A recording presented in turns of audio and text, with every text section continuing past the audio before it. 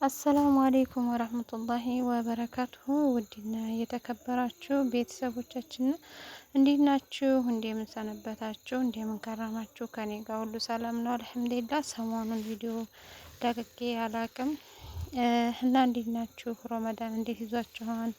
በያላችሁበት አላህ ሱብሃነሁ ወተዓላ ይጠብቃችሁ። ጾሙንም አላህ እንግዲህ ጾመው ከተጠቀሙት ያድርገን፣ ስራውንም ያቀልላችሁ። ውድ ቤተሰቦቼ እስኪ ቪዲዮ ላይክ፣ ሼር፣ ሰብስክራይብ አድርጉ አበረታቱን እና እንደምታዩት እንግዲህ ከባለቤቴ ጋር ከተለያየን 3 ቀን ሆነን ማለት ነው።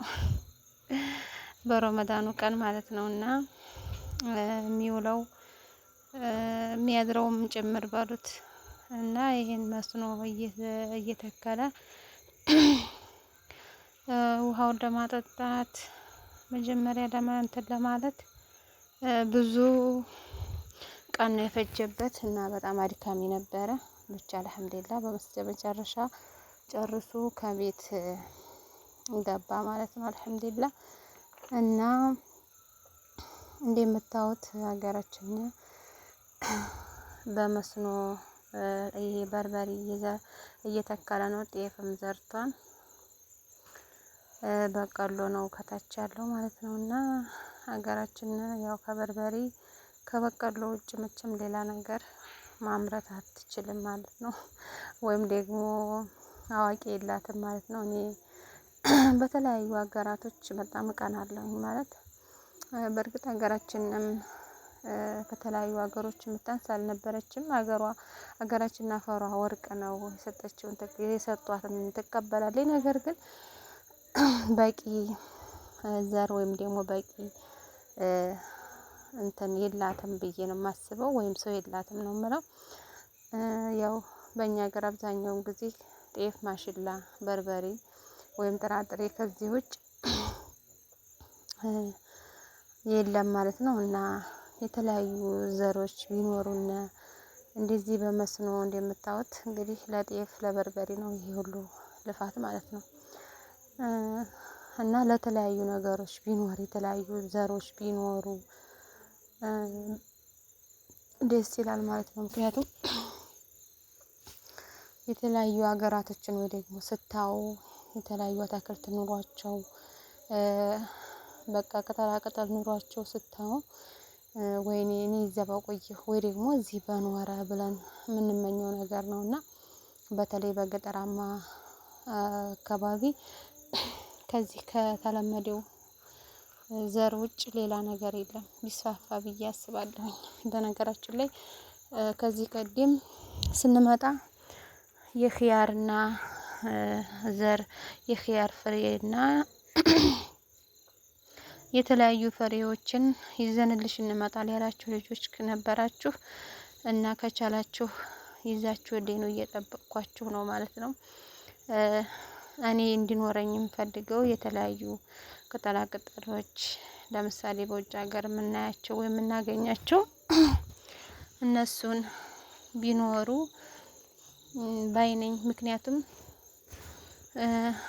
እኛ ሀገራችን ላይ ቢኖርም በአመት አንዴ ተጠብቆ የሚገኝ ነገር ነው። ምክንያቱም የውሃ እጥረት አለ፣ የገበሬ እጥረት አለ፣ የአዋቂ እጥረት አለ እና የኛ ሀገር አብዛኛው ሰው እንደምታዩት የተለመደውን ከማምረት ውጭ ሌላ ነገር ውሃ እንኳን ባለበት ቦታ አሁን ላይ ነው መስኖ የተለመደው እንጂ መስኖ የሚባል ነገር የለም። ውሃ ባለበት ቦታ እንኳን ይሄ ነገር አይዘራም ወይም ደግሞ አይጠቀሙም ነበረ እና ውድ ቤተሰቦች እናንተ ምን ይሰማችኋል? ሀገራችን በቃ ከማሽላ ከበርበሬ ውጭ አለማምረቷ እንዴት ይታያችኋል? ለምሳሌ ይሄ የውጭ ሀገር የምላችሁ እንደ አበባ ጎመን እንደ የተለያዩ ነገሮችን እንደ ኺያርም ያሉ ነገሮች ከፍ ያሉ ከተማዎች ላይ አሉ። ለምሳሌ ግን ዋጋቸው በጣም ከፍ ያለ ነው። ምክንያቱም ሁሉም ቦታ ስለማይገኙ ማለት ነው። ለምሳሌ ቱፋህ 5 ፍሬ ስንት ነው ቢባል በጣም ውድ ነው። አንዱ በእርግጠኝነት 100 ብር ወይ ደግሞ አዛ በላይ ነው የሚሆነው እና ይሄ ነገር ቢስፋፋ በየሀገራችን በየአካባቢያችን ቢኖር አስባችሁታል? ሀገራችን ምን ላይ እንደምትደርስ ወይም ደግሞ ምን ያህል ህዝብ ተጠቃሚ እንደሚሆን እና ሁሉም በየጓሮ ተክሎ ሁሉም ተጠቃሚና ወጪ ሊቆጠብ ነበረ። ግን እንደዛ ማድረግ አልተቻለም በሀገራችን። የውሃ እጥረት አለ፣ አዋቂ እጥረት አለ። እንደገና መንግስት ራሱ ይሄን ነገር ቢያስፋፋ ዘሮችን የተለያዩ ዘሮችን ቢያስገባ የተለያዩ ጦርነቶችን ከመቀስቀስ የተለያዩ ችግሮችን ከመፍጠር ይልቁንም እንደዚህ አይነት ህዝቡን የሚጠቅም ነገር ሀገሪቱን የሚለውጥ ነገር ላይ ቢሰራ ቆንጆ ነው ብዬ ነው የማስበው። እኔ በጣም የሚያሳዝነኝ ነገር ሀገራችን መሬት አፈሩ ወርቅ ሆኖ ሳለ ሰው ጉልበት ኑሮት እያለ ግን ብቻ የሚጠቀመው ይሄና ነው የተለመደ በርበሬና ሽሮ። ከዚህ ውጭ ምንም ነገር የለም። እኔ በጣም የምመኘው ነገር በደጃፌ የተለያዩ አትክልቶች ኑረው የተለያዩ ፍራፍሬዎች ኑረው በቃ ቢያንስ እንደው ለራሱ አንድ ሰው ለራሱ ተጠቅሞ ራሱን የሚጠቅምበት መንገድ ቢኖር ብዬ እመኛለሁኝ። በደጃፌም እንዲኖር የምፈልገው እንደዛ ነው። እና እናንተስ ምን ትላላችሁ ውድ ቤተሰቦቼ? ከባድ ነው።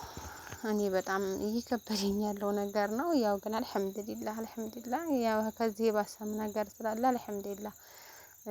ሰው ጤናም የሌለው አለ። ጤና ኑሮት ምን ነው በቃ ጦሜን የሆነ ነገር ቀምሼ ብውል የሚልም አለ። አልሐምዱሊላህ። ግን እንዲህ ሀገር ወይም እንዲህ ሀሳብ ቢኖር የተለያዩ እንትኖች ቢኖሩን ብዬ አሰብኩኝ ማለት ነውና እስኪ የተሰማችሁን እንደኔ የተሰማችሁ ልጆች ካላችሁ በኮሜንት አሳውቁኝ ማለት ነው።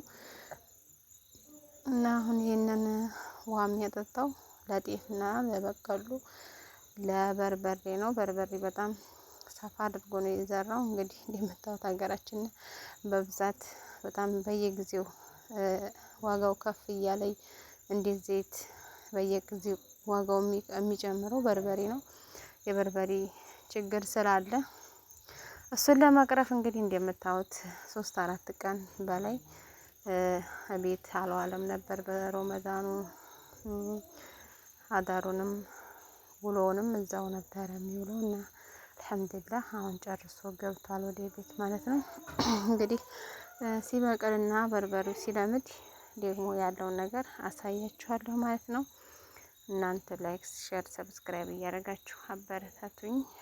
በተረፈ ሰላም እንገናኝ ቀሪ ቪዲዮ ጋራ ቻው። ሰላም ሁኑልኝ።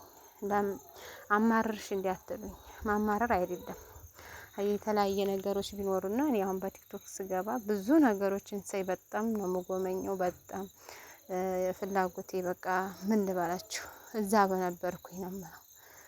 ማማረር ሳይሆን ማንም ሰው ማድረግ የሚችለውን ማድረግ እየቻልን ነገር ግን በዘር እጥረት ወይም በውሃ እጥረት ወይ በሀገሪቱ ችግር ምክንያት እንደዚህ መቸገር የለብንም ለማለት ነው እንጂ እያማረርኩ አይደለም። ኑሯችንን ወይም ሀገራችንን አልሐምዱሊላህ። እና እስኪ ይሄን ይመስላል ዛሬው። ሰላም እንገናኝ። ይሄ ውሃው ከዚህ ድረስ ነበረ እንግዲህ በጣም ርቆ አሁን በጣም ከመራቁ የተነሳ እንግዲህ እንደምታዩት ገመዱ ወይም ለዩ ከየት እስከ የት እንደመጣ ማለት ነው። እና ጄኔተር ተከራይቶ ነው አሁን ጄኔተር ወደ 50 ሺህ ገብቷል። ጄኔተር ላለው ውሃ ካለ እንደዚህ መዝራት ይቻላል ማለት ነው። አያንስም ነበረ ይሄ ብዙ ነገር ለማምረት ማለት ነው።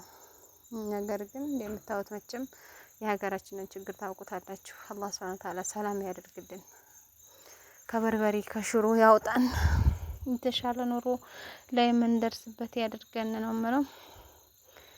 እስኪ እንግዲህ ቀሪው ቪዲዮ ጋር ልተዋችሁ። እኔ ጋራ ከወዲሁ እንሰነባበታለን ማለት ነው።